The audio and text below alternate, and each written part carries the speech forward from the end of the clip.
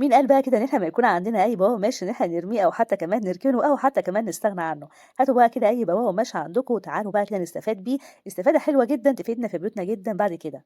أول حاجة طبعًا كده عايزة أقول لكم كل سنة وأنتم طيبين، ويا رب كده يفك الكرب عن إخواتنا. تعالوا بقى كده نشوف الأفكار بتاعتنا النهارده، ونشوف بقى هنستفاد بيها إزاي. أول بقى فكرة عندنا النهارده كده هاستخدم فيها أي رجل بنطلون جينز قديم عندي، ممكن طبعًا نستخدم فوطة أو أي حاجة مختلفة ما فيش مشكلة خالص. هابتدي كده إن أنا أحط كف إيدي وبعد كده هابتدي إن أنا أحدد لنفسي بالقلم، ونجيب بقى المقص بتاعنا الحلو ده، وابتدي طبعًا إن أنا أمشي على مكان ما حددت بالشكل ده. بس ناخد بالنا طبعًا كده وإحنا بنحدد بالقلم إن إحنا نبعد حوالي كده 2 سنتي عن مقاس إيدينا، يعني أنا مش عايزاها تكون نفس المقاس بالضبط، أنا عايزاها تكون أكبر بشوية وشوية كمان حلوين يعني.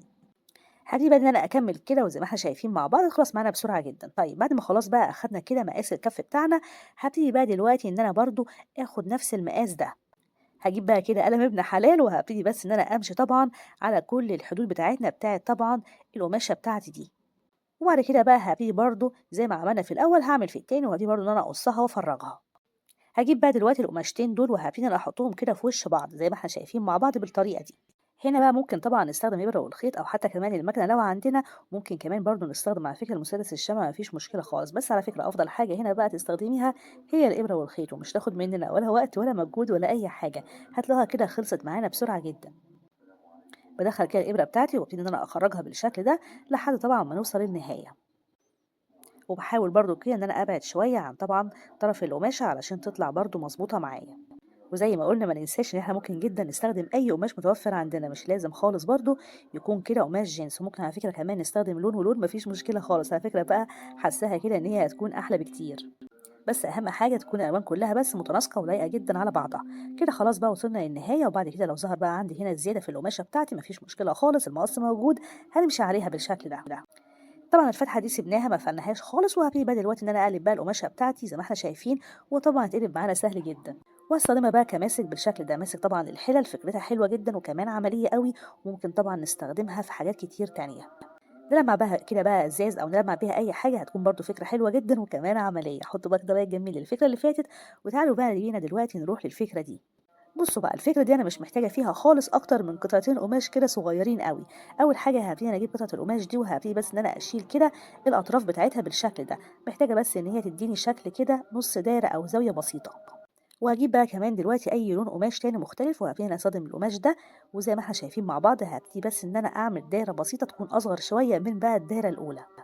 المسدس بتاعنا بقى وهابتدي إن أنا ألزق الاتنين دول فوق بعض بالشكل ده، الكبيرة تحت وبعد كده طبعًا الصغيّرة عليها. لو أنتِ بقى وصلتِ معايا لحد هنا كده وبتحبي تتابعيني، اتأكدي أنتِ مفعلة الإشعارات على كل عشان كل ما أنزّل فيديو ييجي لِك بيه إشعار على الموبايل بتاعِك، وكمان برضه ما تنسيش كده تحطّي لايك جميل زيِّك. بعد كده هابتدي إن أنا أتنيها تانية بسيطة زي ما إحنا شايفين، كشكشة بس بسيطة كده علشان بس يديني شكل الفيونكة، وبعد كده هاجيب بقى هنا حبل خيش أو على فكرة ممكن جدًا نستخدم أي شريط للتزيين، وهابتدي إن أنا أثبّته بقى بالطريقة دي. نقفّلها بقى كويس علشان الشكل عندنا يكون كويس معانا بالطريقة دي كده. كان عندي بقى هنا التوكة دي قديمة برضه، هابتدي كده إن أنا أجيب بقى المسدس بتاعي وابتدي بس إن أنا أثبّتها فيها من ورا بالطريقة دي. وبكده بقى هنكون عملنا توكة بسيطة جدًا ما حدش خالص هيصدق إن إحنا عملناها بإيدينا. حطوا بقى كده لايك جميل للفكرة اللي فاتت، وتعالوا بينا بقى دلوقتي نروح للفكرة دي. علبة جبنة بقى، علبة بلاستيك مش هتفرق معانا خالص، أي حاجة كده متوفرة هنستخدمها. هاجيب بقى العلبة بتاعتي وهاغسلها كويس، وبعد كده هابتدي إن أنا أستخدم هنا برضه بواقي القماش بتاعتنا. أول حاجة هاعملها هابتدي كده إن أنا أغلف طبعًا العلبة بتاعتي من برّه زي ما إحنا شايفين بالطريقة دي كده. قماش بقى طرحة كده قديمة ما بنستخدمهاش أو حتى كمان بلوزة قديمة برضه ما بنستخدمهاش، أو بواقي قماش كده وقصاقيس برضه ما بنستخدموش، ممكن جدًا طبعًا تفيدنا بقى في الأفكار كلها اللي إحنا عملناها مع بعض أو بنعملها لسه مع بعض دي. غلفت هنا بقى كده العلبة بتاعتي من بره وبطريقة سهلة جدا وخلصت معانا بسرعة جدا ما خدتش وقت ولا أي حاجة. غطا بقى كده ازاز سبراي او حتى كمان بيروسول مفيش مشكله خالص، هبتدي ان انا اجيبه وبعد كده هبتدي بقى ان انا برضو اغلفه بالشكل ده. شايفين قد ايه الدنيا سهله جدا جدا وبسيطه وما فيهاش اي صعوبه خالص. هاجي بقى هنا وبعد كده هبتدي بس ان انا احط الشمع بتاعي، وبعد كده طبعا لو ظهر زياده مفيش مشكله خالص، المقص برضو موجود وهبتدي ان انا اشيله. هنا بقى هاستخدم الجبير ده حلو جدا وكمان رخيص مش غالي، وممكن طبعا نستخدم لولي اذا حابين، او حتى كمان كلفه كده بسيطه عشان بس تدينا شكل كويس. طيب بعد ما خلاص بقى غلفناها وده هيكون شكلها، نجيب بقى العلبة بتاعتنا اللي احنا عملناها في الأول، وشايفين بقى الجزء ده هبتدي كده ان انا احط عليه طبعا كده جبير علشان الدنيا برضو كلها تكون لايقة على بعضها. هاجي هنا وهبتدي بقى ان انا احط كده الشمع بتاعي، وبعد كده هبتدي برضو ان انا احط كده جزء تحت كده علشان الشكل طبعا يكون برضو لايق على بعضه. لو ظهر عندنا زيادة بسيطة مفيش مشكلة خالص، ممكن جدا نقصها أو حتى كمان نحطها كده ناحية بره علشان الشكل عندنا برضو يكون مظبوط. طيب بعد ما خلاص بقى غلفنا العلبة بتاعتنا بالجبير والدنيا كلها تمام لحد هنا، بصوا بقى ممكن جدا هنا ان انا اضيف لولي علشان الشكل يكون احلى واحلى. ممكن جدا اسيبها كده، بس على فكرة اللولي بيليق جدا جدا على الجبير وبيديه كده، تحسوا ان الدنيا بتبقى افخم بكتير لو احنا ضفناه. حطيت كده شريط فوق وكمان برضو هنزل تحت وابتدي برضو انا احط كده شريط تحت. طيب بعد ما خلاص بقى حطينا بقى كده اللولي بتاعنا، وده الشكل يكون عندنا لحد هنا. زي بقى ما عملنا في العلبة بتاعتنا أكيد برضو هحط كده جزء تاني كده من برضو اللولي على طبعا برضو الجزء التاني بتاع الغطا. اللولي بيليق على أي لون على فكرة، ممكن جدا نستخدم بقى أي قماشة ونحط عليها اللولي ده وهيدينا برضو شكل حلو جدا، وكمان برضو طبعا الجوبير. وزي ما احنا شايفين مع بعض كده خلاص شلت بقى كل الزيادة اللي عندي هنا، وبعد كده هبتدي إن أنا أنزل بقى تحت وبرضو نفس الفكرة، هحط برضو كده جزء تاني من اللولي. هتحسوا بقى كده إن الشكل فعلا اختلف تماما والدنيا بقت أحلى بكتير. طيب بعد ما خلاص بقى حطينا اللولي كده وكمان زودنا كده الجزء اللي كان فاضل عندنا، هبتدي بقى ان انا اجيب هنا اللولي الخشب ده واضيفه كده تحت، هيدينا طبعا كده علو شويه وكمان برضو الشكل هيختلف تماما. بيتباع بقى فين؟ بيتباع طبعا في المكتبات وبيتباع عند اي محلات بتاعه ادوات خياطه، ورخيص جدا جدا مش غالي خالص ومتوفر على فكره في كل مكان. هاحط هنا بقى الجزء بتاعي فوق كده بالطريقة دي، وبعد كده هنا ممكن بقى نحط كده أي وردات عندنا نضيفها كده علشان بس أخلي الشكل عندي كويس. حطيت هنا 3 وردات كده جنب بعض، وبعد كده ممكن طبعًا لو حابين نضيف أي حاجة نضيفها. تعالوا بقى كده نشوف هنستخدمها في إيه وهنستخدمها إزاي. هاستخدمها بقى كمنظم بالطريقة دي، فكرته حلوة جدًا وكمان عملية أوي على فكرة، بقى هياخد مننا حاجات كتيرة جدًا. ممكن بقى نحط فيه أي حاجة إحنا حابينها، ودي كانت تالت فكرة عندنا النهارده. حطوا بقى كده لايك جميل لتالت فكرة، وتعالوا بينا بقى دلوقتي نروح لرابع فكرة عندنا النهارده. ومش هنحتاج فيها أكتر من علبة بلاستيك وأي قطعة قماش برضه تكون متوفرة عندي. جبت هنا القماش ده وزي ما احنا شايفين مع بعض هبتدي بس كده إن أنا آخد المقاس بتاعي المظبوط، وبعد كده هحط كده شمع من ناحية جوه أول حاجة، لأن طبعا محتاجة إن أنا أغلف العلبة بتاعتي من جوه. وزي ما احنا شايفين دي بقى أسهل طريقة لو احنا كده عندنا العلبة مدورة بالشكل ده.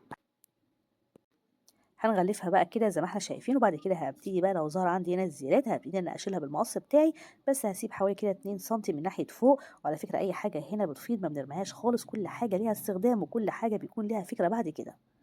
هو مش معقول يعني كده نكون بتوع إعادة تدوير ونرمي أي حاجة، لأ كل حاجة بيكون ليها بعد كده استغلال حلو جدًا، ممكن طبعًا نستفيد بيها بعد كده. ما تنساش بقى القاعدة بتاعتنا، هابتدي برضه إن أنا أغلفها بالشكل ده، وبعد كده هاشيل كل الزيادة، قطعة بقى كده كرتونة زي اللي معايا دي، وهابتدي بس إن أنا آخد مقاس الجزء اللي هيكون فوق من العلبة بتاعتي، وهابتدي بقى إن أنا أشيل طبعًا الزيادات بتاعتنا بالطريقة دي كده. هاحط بقى الشمع بتاعي زي ما إحنا شايفين، وبعد كده هابتدي برضه إن أنا أجيب قطعة القماش بتاعتنا، وهابتدي بقى إن أنا أغلف برضه قطعة الكرتون اللي معانا دي. وبرضه نعمل القصاقيس اللي إحنا متعودين عليها مع بعض علشان بس التغليف بتاعنا يطلع مضبوط ويطلع كويس جدًا. كده خلاص مشيت عليها كلها، وبعد كده هاحط بقى الشمع بتاعي، وبعد كده قطعة قماش تانية، وهابتدي برضه إن أنا أحط عليها طبعًا الجزء التاني بالشكل ده.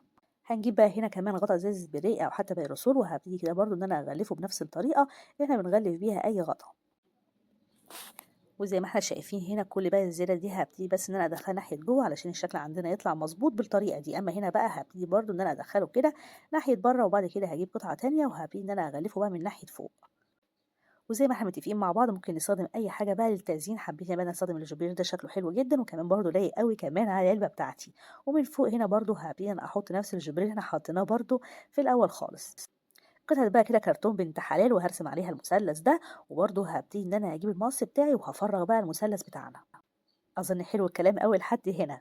وزي ما إحنا شايفين مع بعض هاجيب برضه قطعة كرتون تانية وهاخد نفس المقاس بتاعنا برضه بنفس الطريقة. شايفين بقى الجزء اللي فوق ده هابتدي بس إن أنا أعمل له كده حردة بسيطة، وكمان برضه الجزء اللي هيكون تحت علشان بس يديني الشكل ده. جبت هنا كمان قماشة كده لونها بينك أو بامبا، وبعد كده هابتدي برضه إن أنا أغلف بيها كده قطعة الكرتون بتاعنا، وبعد كده برضه هاجيب جزء تاني وهابتدي برضه إن أنا أحط عليه القماشة بتاعتي.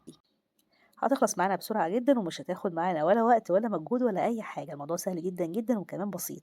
عملت هنا 2 وبعد كده هابتدي بقى إن أنا أجيب حبل الخيش ده حلو جدًا، وكمان برضه بس محتاجة إن هي يظهر لي الشكل شوية. وهنا بقى هابتدي إن أنا أثبت كده الاتنين كده جنب بعض. بصوا بقى هنا بقى هابتدي برضه إن أنا أرسم كده الرسمة بتاعتي دي، وبرضه هافرغها كده. وهنا بقى استخدمت ورق الفوم، ورق الفوم الأبيض، وممكن طبعًا نستخدم أي قماش أبيض متوفر عندنا، ما فيش مشكلة خالص، الموضوع سهل جدًا، جدًا وما فيهوش أي صعوبة ولا أي حاجة.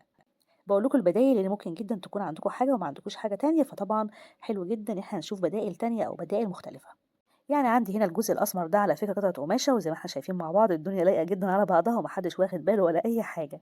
ركنتها بس كده على جنب، وبعد كده هاستخدم هنا برضه حبل الخيش بتاعي علشان أحدد كده الإطار بتاع الجزء بتاع الكرتون اللي إحنا عملناه مع بعض في الأول خالص. تعالوا بقى كده نثبت كل حاجة في بعضها ونشوف الشكل بتاعنا هيكون عامل إزاي. ثبت أول حاجة الجزء ده، وبرضه هابتدي إن أنا أخدمه كويس جدًا برضه كده بحبل الخيش علشان الشكل عندي يكون أحلى وأحلى. وزي ما إحنا شايفين مع بعض ثبّته كده بالطريقة دي، وبعد كده هاستخدم بقى العيون بتاعتنا اللي إحنا عملناها مع بعض، وهابتدي بقى إن أنا أحطها بالشكل ده في النُص. قطّعت كده قصاقيص طويلة كده من القماش الأسود اللي كان معايا، وهابتدي برضه إن أنا أثبّت بقى الأجزاء بتاعتنا بالشكل ده. قطعة بقى كده قماش بسيطة جدًا، وهاحط فيها كده جزء من الفايبر بتاعي، وهابتدي بس إن أنا ألِف عليها كده القماشة بتاعتي، وبعد كده هابتدي بقى إن أنا أشيل كل الزيادة اللي معايا. الجزء بقى اللي إحنا عملناه مع بعض ده هابتدي إن أنا أثبّته في النُص كده، شايفين قد إيه شكله حلو جدًا. فوق بقى حطيت كده كام وردة، وزي ما إحنا شايفين مع بعض هاستخدمها بقى كمنظم بالطريقة دي، فكرته حلوة جدًا وكمان عملية. وده كان فيديو النهارده، حطوا بقى طريقة جميلة زيكم، وبس ما شاء الله فيديو جديد.